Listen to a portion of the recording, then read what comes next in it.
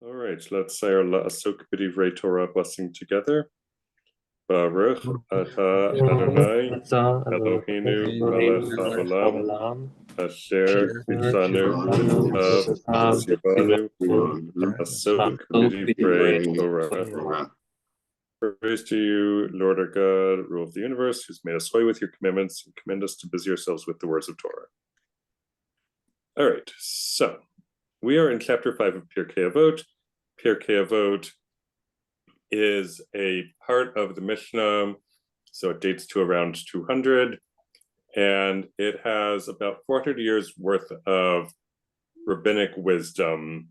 Most rabbis get 3 sayings for how to live a good life. It's the only section of the Talmud that doesn't have any law in it.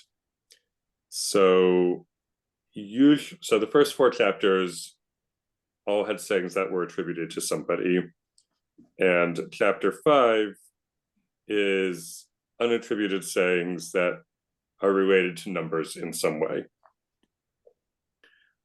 So with the first thing in chapter 5, we learn that with 10 utterances the world was created. So this is the 10 times that God said, that the text says, Vayomer, and God said, when talking about the creation of the world at the beginning of the book of Genesis. And this is actually super relevant to next week, so I hope you come back next week.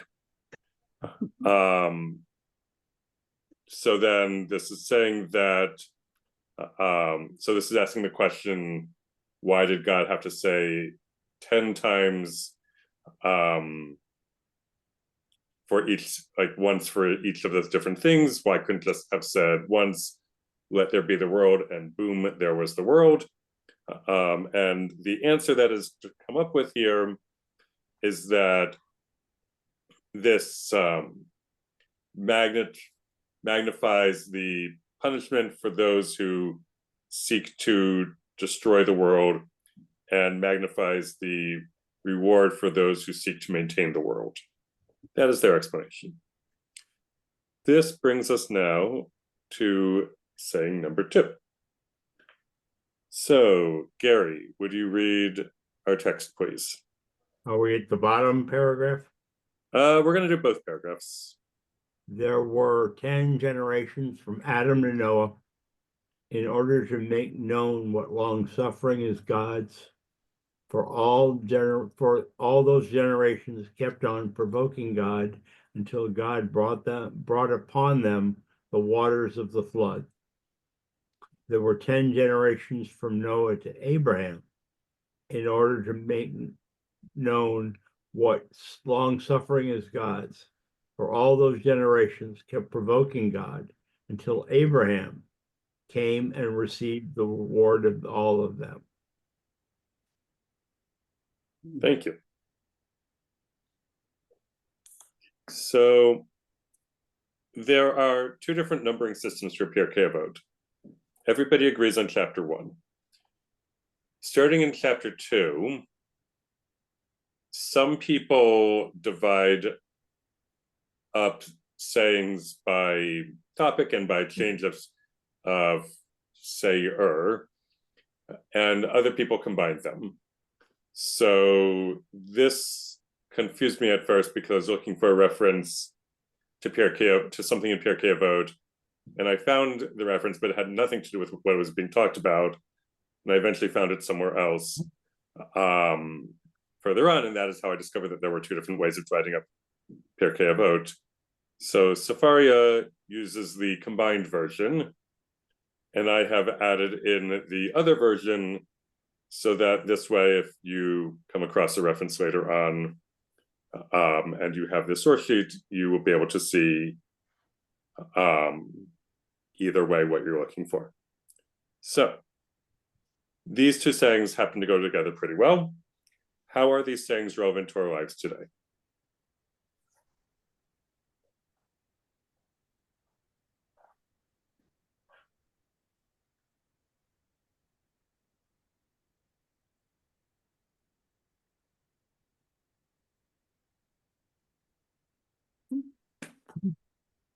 David, I can't. Yes. I can't see. I think both of them, it's an encouragement to take a long view, as in, because Adam to Noah, for example, before Adam to Noah, there weren't even in theory the Noahide laws. And then with Noah, the Noahide laws, and then Abraham started whatever. When things, oh, I'll just leave it at that. It's an encouragement to take a long view. Great, thank you.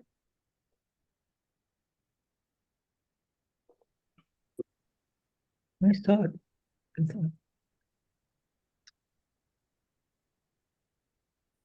Kind of gives whole new meaning to count to 10. Yes, count to 10 before making any rash decisions. That's good. That's what I told my grandson, learning from my own sorry experience of not thinking about things twice. I said, never react impulsively. Better to think about things, reflect upon the consequences. And I don't know, maybe it worked a little bit, but I'm learning.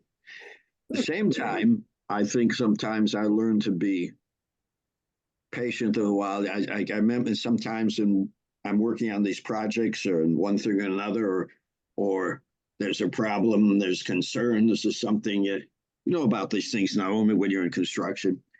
And I kept on, I was telling my crew and some of the foremen, I said, some people were, don't get so concerned. In 2 to 3 or 4 months, we're not even going to remember what happened here. It's going to be gone. So let's just work through it and be patient with it. And that's it. But it took me a long time to learn that. Patience almost 3/4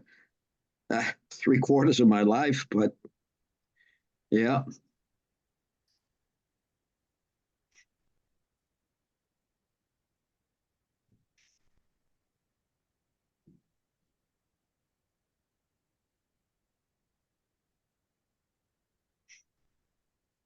Oh,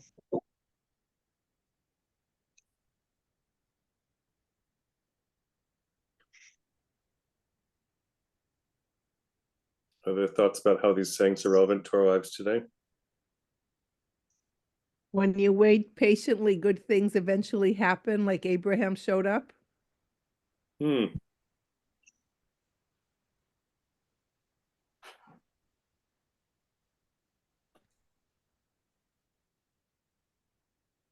You mean good things happen to all those who wait?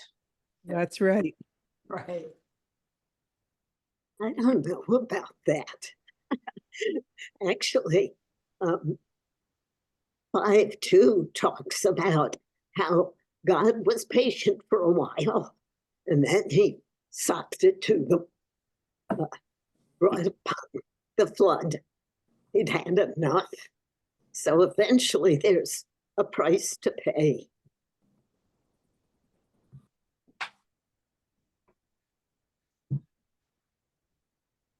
Doris makes a point.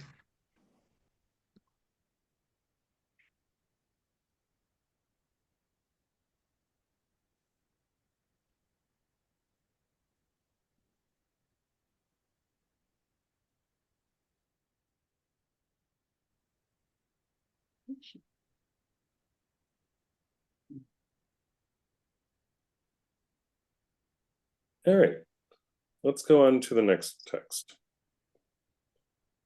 Doris, would you read this, please? Yes. With 10 trials was Abraham, our father, may he rest in peace, tried, and he withstood them all to make known how great was the love of Abraham, our father, peace be upon him. You want me to read the context? That would be lovely. Okay. The text doesn't say what those tests were, and only once does the Torah say that Abraham was being tested, the binding of Isaac. So there have been different attempts made to list them. Some of these lists rely on midrashim that aren't actually in the Torah. But this list from Maimonides sticks to the biblical text. 1, his exile from his home at God's command. 2, famine in the land of Canaan. 3, Sarah being separated from him in Egypt. 4, fighting against the kings to rescue Lot. 5, taking Hagar as a concubine. 6, self-circumcision at age 99. Yikes. 7, Sarah being separated from him in Gerar. 8, having to expel Hagar. 9, having to expel Ishmael. And 10, the binding of Isaac. Something missing here? Hmm? David? What do you Should I continue? Doris, I'm go ahead sorry. and continue, and then Barry, you can raise your point. I'm good, okay. How are these sayings relevant to our lives today? Thank you. All right, Barry, you were raising a point. I lost my train of thought there. I had a thought. I have the thought in my head, but now I realize these are Rambam's, not Maimonides. Mm-hmm. And I'm not sure that the one I'm thinking of is Maimonides, so maybe it doesn't belong there. So I'm going to withhold my comment. Great, thank you. All right, so we'll go back to the text. So how does this text, or I guess these trials, you can answer that as well, relate to our lives today?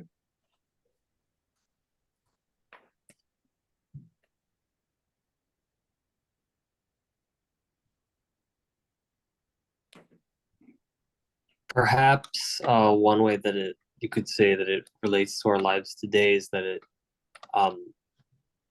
talks about how we ourselves might experience our own different kinds of trials, and that some of these might be from God in a way to help us grow and develop as people by overcoming different challenges. Mm-hmm. So maybe that's one way to look at it in terms of how it could relate to us today. I love the story of Abraham and God telling him he has to leave his home and go to a better place. But don't be afraid, God says, I'll go with you. And I think about that so often. We have all these migrants traveling all over the world, not just to this country, but all over. How fearsome it is to leave your home and how you have to look for comfort somewhere. God saying that he's with us is a help, I'm sure.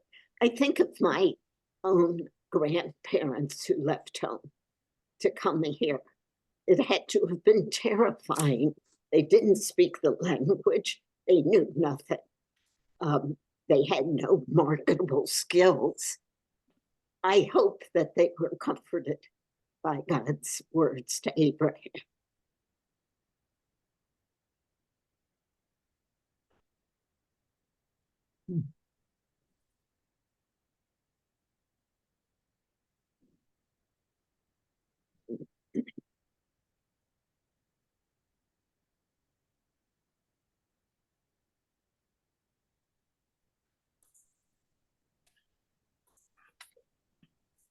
I'll think about that, Doris. You've changed the way I look at that story and also at current events. So thank you for linking those. I'll go with you, David. Doris did well. Yeah. Thank you, Doris. Other thoughts about how this text is relevant to our lives today?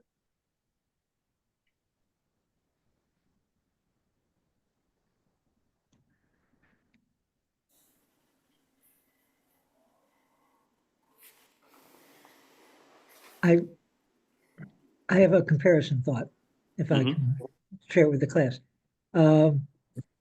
Amongst these trials are things that, some of which are scary, some of which are challenging, some of which are indicative of some of our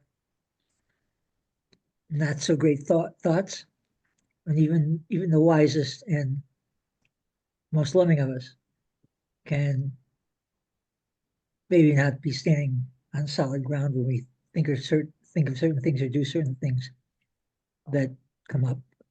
But all of them, when we endure them, all of them, there's a phrase, what doesn't kill you makes you stronger.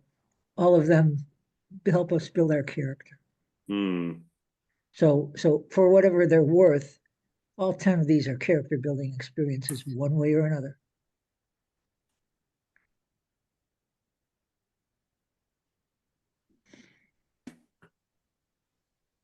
You know why Maimonides thought, I don't know the number of it, taking Hagar or Hagar as a concubine, why he understood that as a trial under the circumstances? So I can maybe answer. please. I'm listening. I think Abraham did not want to take her as Sarah kept pushing. And I think he knew that there would be two women don't get along and there's trouble going to be ahead. Very good thought. Keep that. I'm right with you, sister. Very well said. I think that's an excellent point. I don't know if it's Maimonides' point or not. That's all. Oh, it's my point. Oh, yeah, it's fine with me. There's no answering it. But I think Sarah kept telling him he didn't want to do it.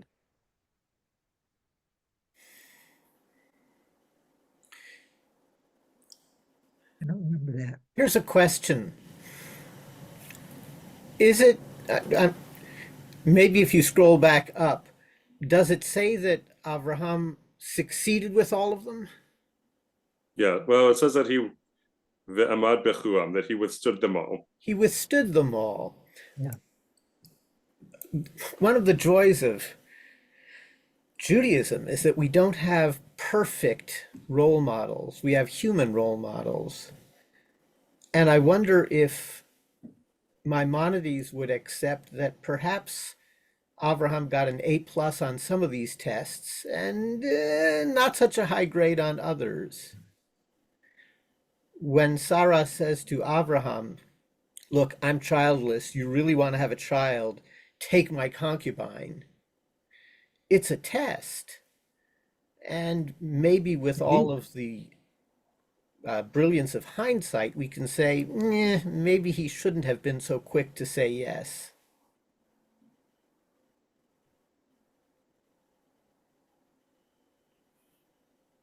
Somebody who came before us already said he wasn't so quick, that she pushed him. Did I hear you right? She suggests it in the text. She says it once. Okay. And Abraham agrees.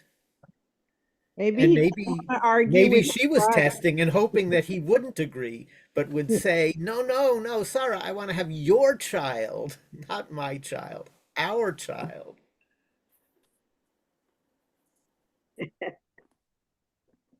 There evidently was a system at the time.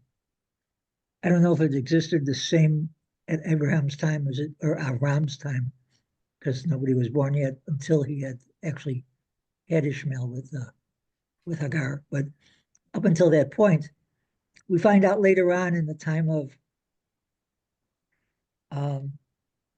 Yaakov Avinu coming back to from Lavan's home to Eretz Israel, before he confronted his brother. By Rashi commentary, I found out that there was like a kind of 10-year period of societal acceptance that if a man didn't, if a couple didn't have a child, and I think it's a son, within a 10-year period, that the woman was available, the woman was exposed to being divorced or cast out if he wanted. There was that one thing. So that was one of the, there was a Rashi, well, I said it, okay, so I almost forgot I said it. There was a Rashi commentary that I thought, and maybe if that same system existed back as far as Avram and Sarai, that maybe, just maybe, Sarai didn't want that exposure and invoked another custom, which was one's a wife's handmaid, if she bore a child to the husband, that the wife could claim the child, rear the child on her own knee, if you will, or whatever the phrase was at the time, and have credit for having the child to avoid this 10-year problem if it was done within the 10 years. And I'm thinking, again, it's not text, but it is commentary. And if it were a system, and if it went back to the time of Avram, he could have been sensitive to that for Sarai's feelings as well as his own. I think, and so maybe the I think pushing the halacha comes from this, reason. that they had been in Canaan 10 years, and then Sarai said, okay, look, it's not working, take my concubine. But look at their son. Yitzchak and Rivka face infertility. He was 40 years old when he married her. He prays for her, and the children are born when he's 60. So he waited twice as long and didn't take the easier path, perhaps because he learned from his father's experience. Well, he never had another wife, period, which is why the blessing that from Yitzchak is, may you bless, may be blessed, may all the children of your mother should be blessed. There's some kind of blessing that relates to the children. Yaakov Avinu makes a blessing for the children of their children for their father's children, and Yitzchak's his blessing is for the children of their mother.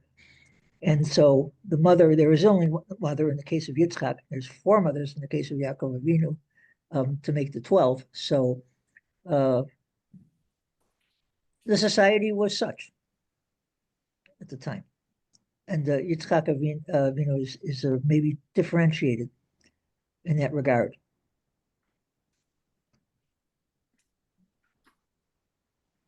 Similar, but not maybe on all fours for sure. But Rachel also wanted Jacob to marry her maid. And then Leah was jealous and had him marry hers too. Good point. Which goes back to an acknowledgement of the system that was in place at that time. Right. The 4 mothers were given credit for even though the handmaids are the mothers of the 4, the total of 4 sons, they are in equal standing with each other's brothers. Right.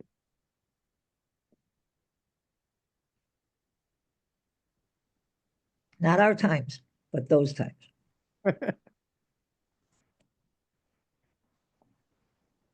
right. Other thoughts about how this text might be relevant to our lives today?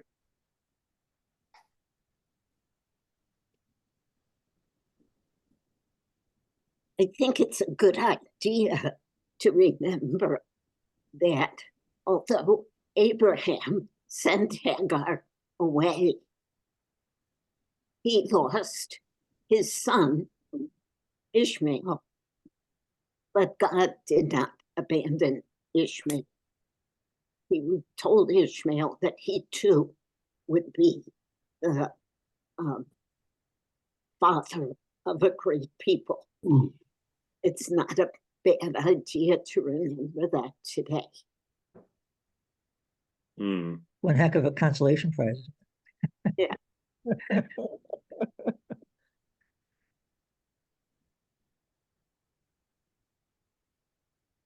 Yes, our cousins. Half siblings. Sharing the daddy.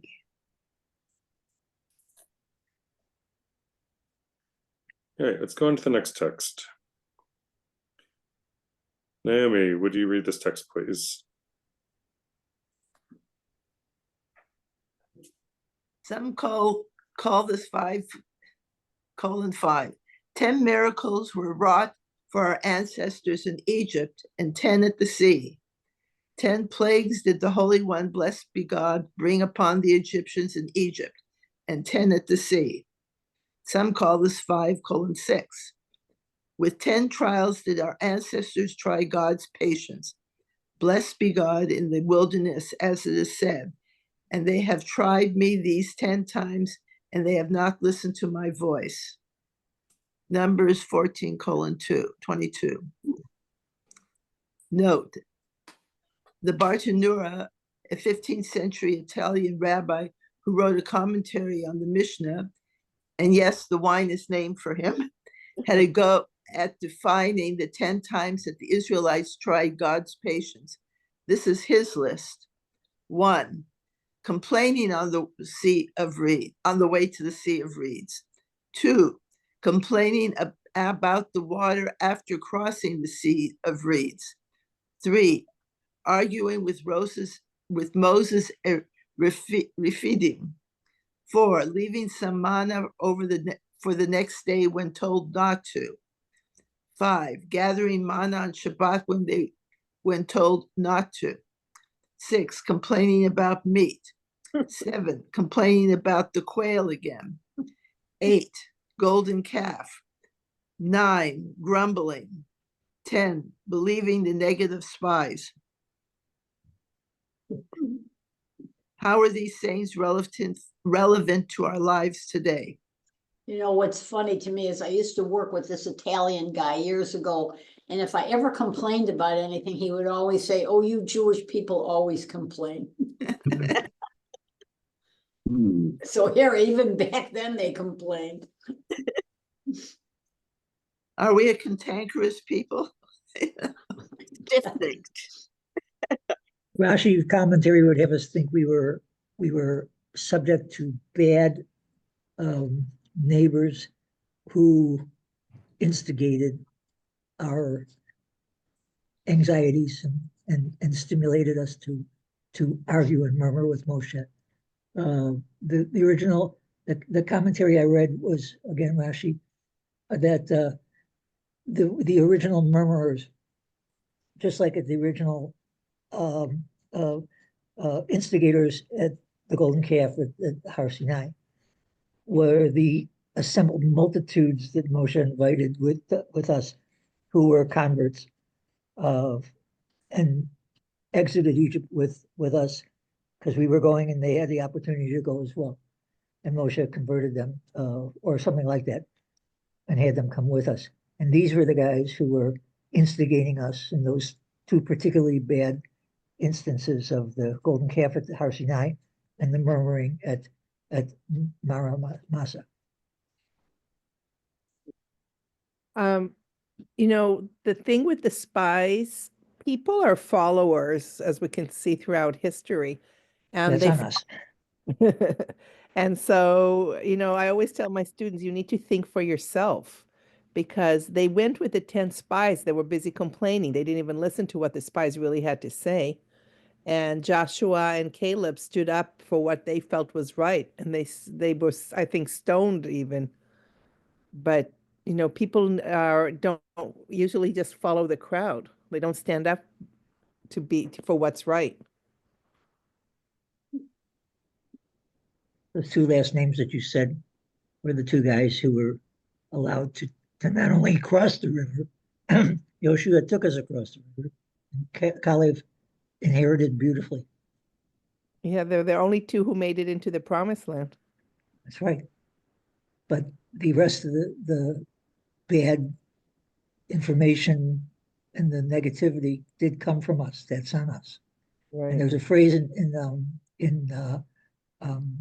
Kabbalat Shabbat, in the liturgy, God saying, I strove with that generation, and they were not understanding me and my ways, so I would not let them come into my land of rest. That's the spice.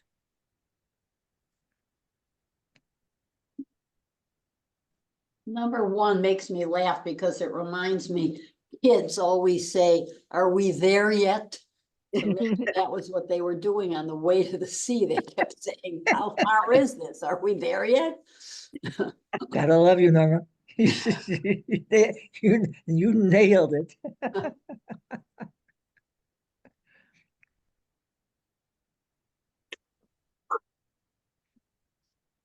Other ways that this text is relevant to our lives today?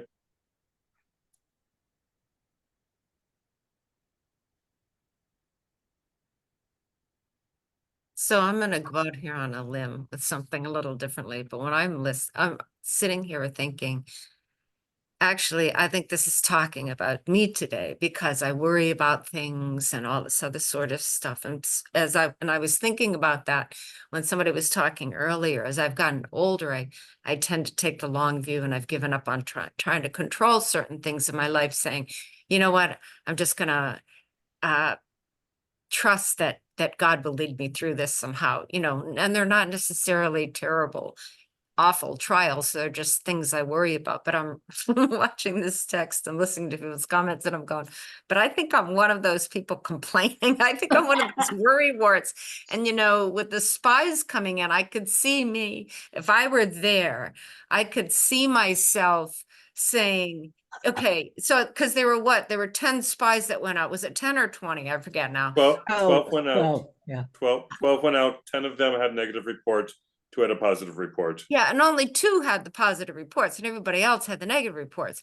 And, I could see myself going, well, these guys are really positive, but, maybe I'm going to play it safe. Maybe I'm going to go with the negative. So I have to say, I'm going to confess right now, I can see myself in this text. So that's how it relates to me today. And as I'm looking at it and thinking about it tonight, I'm thinking, okay, what does that mean for me changing how I approach life and that sort of thing? And I can tell you right now, I don't have the answer, but this is going to give me good food for thought. How about the fact that they complained about the food constantly? Yes. That happens. We never stop doing that. Yeah, at the Kiddush, sometimes at the synagogue, I listen to these people complaining the bagel isn't warmed up because it's Shabbat or it's too hard, or I think like, eat it, it's free, enjoy it. Stop complaining. Dip it in a cup of coffee. You remind me of my parents, Charles. They used to dunk the old bread and coffee. Or they're complaining that the service is too long. Somebody sitting next to me a couple of weeks ago, oh, it's too long. Why don't you just enjoy it? No, for some folks, they're too short. Yeah. That's funny.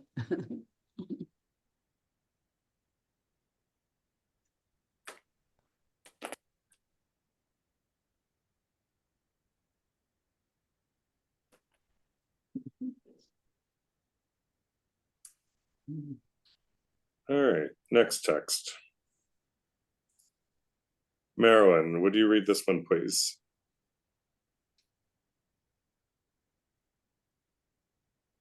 Okay, Pirkei Avot, chapter 5, verse 5. Some call this chapter 5, verse 7. 10 wonders were wrought for our ancestors in the temple. 1, no woman miscarried from the odor of the sacred meat. 2, the sacred meat never became putrid. 3, No fly was ever seen in the slaughterhouse. 4, no emission occurred to the high priest on the Day of Atonement, rendering him impure. 5, the rains did not extinguish the fire of the woodpile. 6, the wind did not prevail against the column of smoke. 7, no defect was found in the omer, or in the 2 loaves, or in the showbread. 8, the people stood pressed together, yet bowed down and had room enough. 9, never did a serpent or scorpion harm anyone in Jerusalem. 10, and no person said to their fellow, the place is too congested for me to lodge overnight in Jerusalem. How are these sayings relevant to our lives today?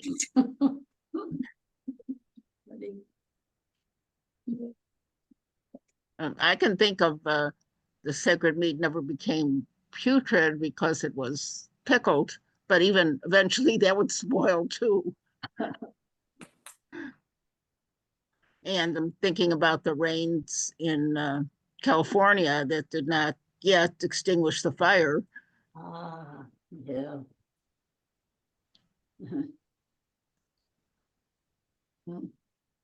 California is like the altar, huh?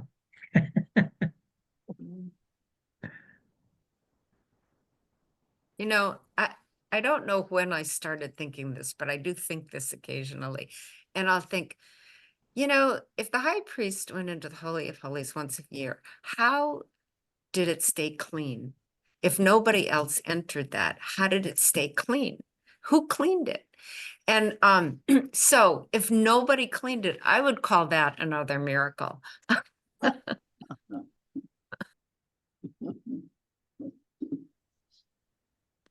So maybe it got cleaned when if the high priest either died or for some reason was incapacitated, and when they dragged him out because they couldn't go in after him by the thing tied by his ankle, maybe his clothing cleaned, at least the floor. Are you saying that men never do housework? No, I'm not. Words did not pass my lips. I wasn't going down that chain, and I wasn't going down the chain because after all the reporting about the, you know, the unmarried woman in wait just in case his spouse died while he was in there, he wasn't allowed to be unmarried, so he'd be married by proxy, you know.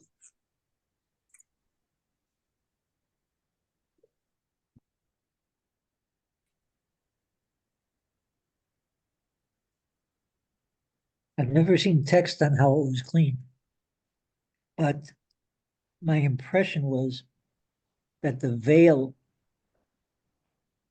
separating the Holy of Holies inner chamber from even the high priest, the blood sprinkling was on the outside, not from the inside of the chamber of the Holy of Holies. So think of a veil. Think of the Aaron, think of the Kohen on the outside face of the veil, and whatever sprinkling is done out there. And so the cleaning would be done out there, where he was permitted if there was incense that clouded the room, and so that he wasn't in God's direct presence, that he wasn't violating something that he was admonished not to see. So think of it that way. Think of 2 sides of your door, and he's on the outside of the door, cleaning the door. He's on the outside of the door making it schmutzy, and then he's on the outside of the door cleaning it up, or whoever did it. And the incense would protect the Holy Spirit from being viewed because of the smoke of the cloud, the incense cloud. That's how I vision it. I was thinking of dust. Just sharing that. I was thinking of the dust. It's good and sweet. That's different. Okay. Why is it often that it's Pirkei Avot 5:5 and then some call this 5:7, and we've seen that repeatedly with it? Yeah, that's a good question, Norma. So it's because there are two different numbering systems. So going back up, that wasn't the case in 5.1. So in both systems of numbering Pirkei Avot, everybody agrees this is 5.1. This is the first one of chapter 5.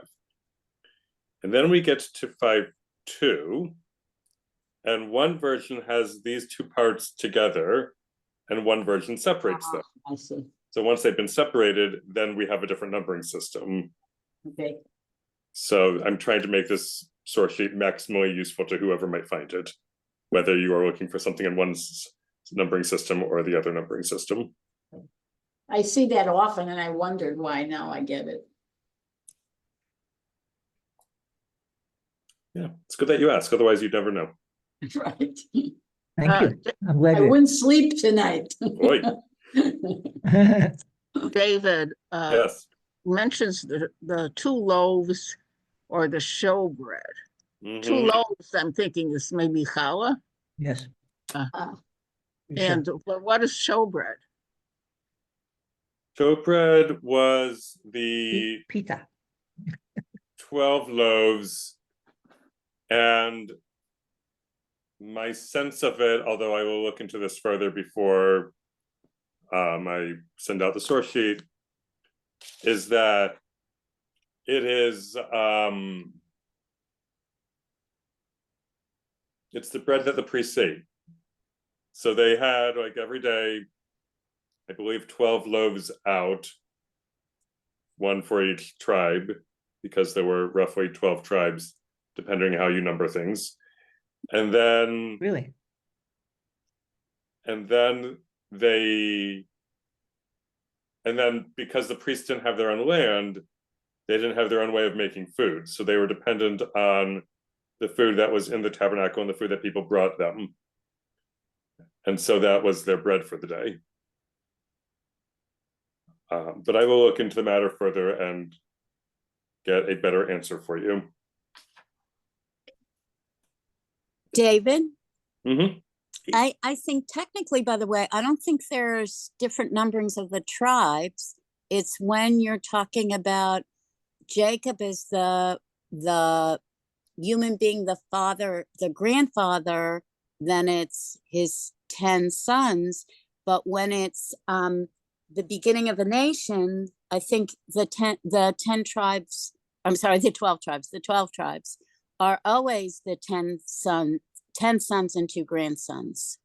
Do you think that sometimes the 12 tribes are different because when they're tribes, I mean, because Levi didn't get land because of the cities, and Joseph didn't because his 2 children, Manasseh and Ephraim, got it. 12 tribes, period. Yes. So, May I? please. Because Jacob has 12 sons and a daughter, those are often referred to as the 12 tribes. But for division of the land, indeed, Joseph gets 2 portions, Manasseh, Ephraim, and Levi gets 0 land. So you preserve the 12 portions. But as David points out, when you're counting to 12, sometimes you're counting Levi and Joseph as 1, and sometimes you're leaving out landless Levi and counting Joseph twice, Ephraim and Manasseh. But back to the showbread, I remember studying this in the Mishnah long ago, that when the Torah says there should be a table, a shulchan, in the tabernacle and later in the temple, and bread should be put on it continually, I believe the Mishnah goes into great detail about the shapes of the loaves and whatever, and a ceremony Like a face. where the 12 loaves would be replaced every Shabbat, and the 12 loaves that were being taken out were not spoiled and were eaten probably by the Kohanim. Likely. The 2 loaves was for Shavuot, I think, and the showbread was the 12 loaves.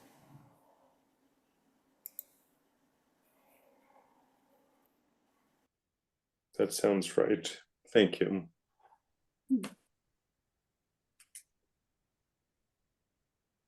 So this is maybe a Works for stupid me. question, but since Levi was dependent on the other tribes to provide their sustenance, why would there be 12 loaves? Did Joseph's descendants then give 2? Because there's really only 11 tribes left, right? I don't think it was about the entire tribe of Levi. I think it was the number 12, 12 loaves. It makes a nice 4x3 matrix. And it was the Kohanim who were consuming it. Landless Levites get covered by taxation, maaser, maaser, and all of that. No, Right. I understand that, but I mean, how So do Kohanim. come there are 12 loaves instead of 11? If Levi isn't contributing to it, how are you getting? It's kind of like an off-handed question, and probably shouldn't consume, this since we're studying this. But it was just something that popped into my head. Did you use Consume, consume because Diane, we're talking about consume. bread? Yeah. Well, they were told to have 12 loaves. That's it. 12 is the Without, symbolic number, however you're going to count them. Yeah. Okay. That- It works. It's not correlated. It's not correlated That's with tribe why, thing. that's why, in terms of 12 symbolic number, that's why the rabbis kept talking about 10 tribes in the north, when clearly there were only 9 tribes in the north, because Shimon was in the south and got absorbed into Judah. And the idea that during the divided monarchy that Shimon was sending tribute way to the north just doesn't make any sense. Anyway, plus the plague prefigurement, but I won't go off on that chain. I think part of it is just the rabbis like the 10, then the symbolic number 10, the symbolic number 12 for months of the year, etc. It's a good point about the 9 versus the 10, though. Shimon was carved out of Yehuda. Shimon got a piece of Yehuda to live in. And Levi didn't have land. Levi was But not supposed Levi to. had Levi was God's cities- possession. Levi had the cities of refuge, kind of, sort of, in addition Yeah, to yes, the duties yeah, of the temple. And the land around it. They got to cultivate some portion of the land around it. But all in all, they didn't get a tribal division, because God was their portion, and they lived primarily off of, I guess, the tithes and whatever they cultivated around their lands. This distance between the wall of the cities and the extent of their land. They had the land to be able to cultivate and for beauty.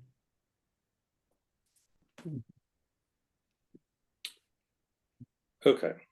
So recognizing the time, I'm going to stop the recording in the share.